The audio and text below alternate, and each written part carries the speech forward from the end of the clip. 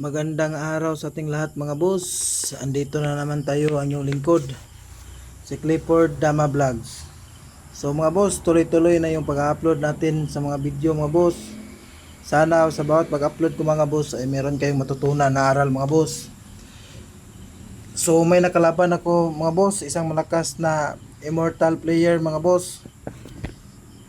Pangatlo sa pinaka-highest rank mga boss. So magaling din si Master Dan. So shout out sa iyo Master Dan, ang lakas mo. So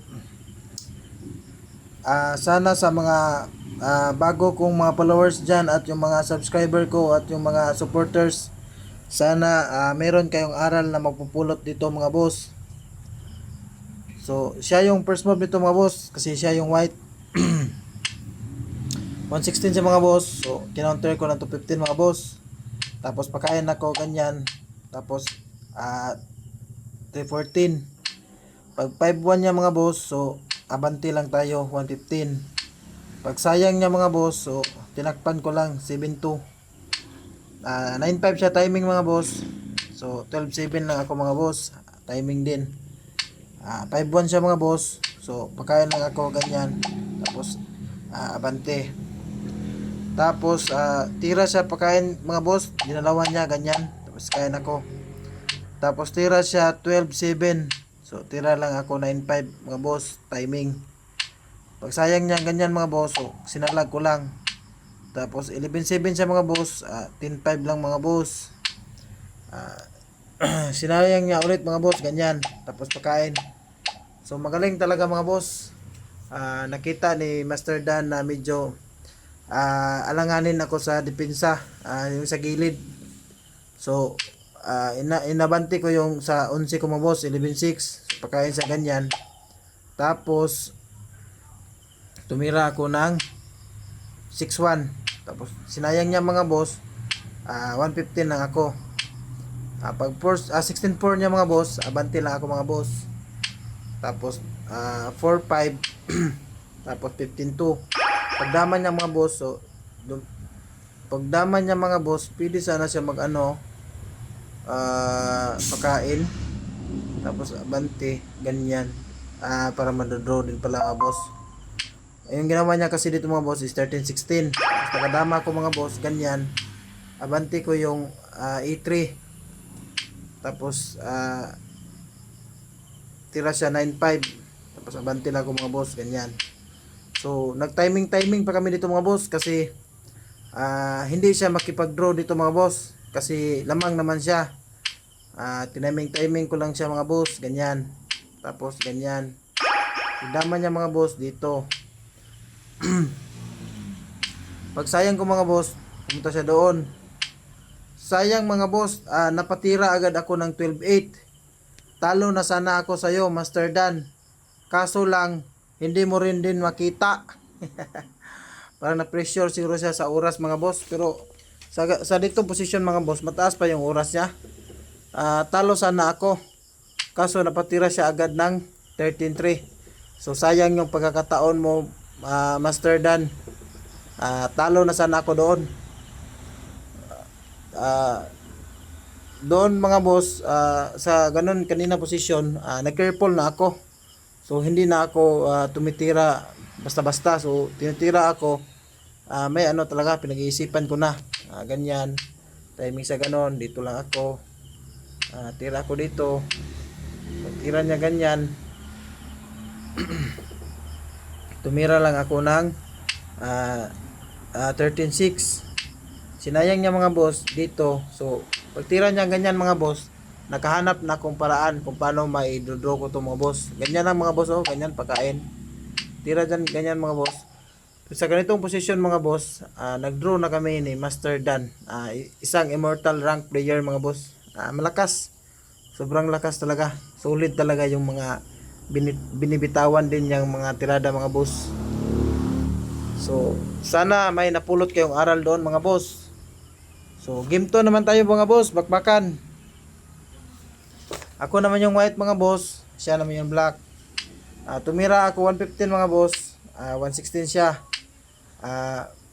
314 ako mga boss. So 313. So parang scenario lang ng 313 second move to mga boss na naka 116. Pagkain ganyan. Tira siya 5-1 timing mga boss. So timing din tayo 5-1. So 9-5 siya mga boss. So 9-5 din ako. So sa ganitong position mga boss. So familiar talaga to kasi bookline yung tirada mga boss. Nasa libro talaga to. Nakasulat na to sa talaan ng mga aklat mga boss. So pag 16-13 niya mga boss, so ang ginagawa talaga dito mga boss is 115. Pag sa gilid siya mga boss 116, so yung tira mo dito mga boss is 14-3, pakain lang ganyan. Angat siya 13-16 mga boss, so ganyan naman talaga yung normal na ano mga boss. Kadalasan ko na encounter, ganyan talaga yung tinitira nila mga boss. Tapos tumira lang ako ng 3-8. 16-4 sa mga boss. So sinundan ko lang yung libro mga boss. So 5-1 talaga yung tamang tira dito. So tumira siya ng 6-2 mga boss, bookline pa rin. Tapos umangat ako sa 115. Tapos yung tinira nyo dito mga boss ay iba din. Nag 10-6 siya. So iniba niya yung variation mga boss. Kasi yung variation sana kanina is pakain ng 214. So iba yung ano niya, so alam niya siguro na may mga malalim na lances doon mga boss. So iniba niya yung variation mga boss. So malakas talaga. May tirada din talaga si Master Dan. Pag tira niya ng 10-6 mga boss, nag-timing lang ako ng 8-3. Yan, para sa akin mga boss, yung 8-3, malakas yan ang timing. Para sa akin lang mga boss, sa akin lang, para sa akin, medyo malakas yan. Nalakasan ako dyan sa 8-3 na timing. Pag tira niya ng 214 mga boss, ganyan, tumira lang ako ng 6-1. Tapos tira siya ng 6-2 mga boss. So nag ano lang ako mga boss, nag 11-6 na ako boss. Mga boss, nag timing din ako. So tira siya ng 11-6 mga boss. So malakas talaga. Magaling talaga si Master Dan. So advance din talaga siya mag-isip. Tumira lang ako ng 115 mga boss. Pakain siya atras. So pagpakain niya atras mga boss, dito na natamaan siya ng tricks and traps mga boss na may kasamang puzzle. Tira ng puti mga boss, talo na po yung itim. Kung medyo beginners ka dito mga boss, di mo talaga makikita na may lances na to mga boss. Medyo malalim-lalim din siya na lances mga boss, pero pag mga class B or class A na player mga boss, alam na nila to. Kahit siguro mga class A pag ano mga boss, pag medyo nakakita na sila mga ganitong formada o na-encounter nila, alam na nila kung paano gagawin. So yung sekreto na tira dito mga boss is dito lang, pagkain lang dalawa to 15, ganyan. Pagkain niya mga boss dito sa baba 10-5, so kitang kita na. Kaya na tayo ng 5 mga boss. Pagkain niya ganyan, wala na, ubos pati pantubos. so yun lang mga boss. Sa posisyon niyan mga boss, sumuko na po si Master Dan. So shout out sa iyo Master Dan. Ang ganda ng laban at ang lakas mo Master. So bago matapos yung video mga boss, may shout out lang ako sa inyo mga boss. So shout out sa mother ko na si Mrs. Nini Bikiso.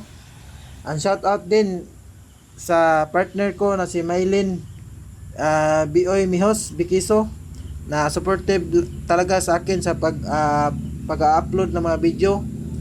Ang shout out din kay Ma'am Gisame Barite. Ang shout out din sa idol ko na si Larry Dama PG ng Dimiao Bohol, na lagi din niya akong tinutulungan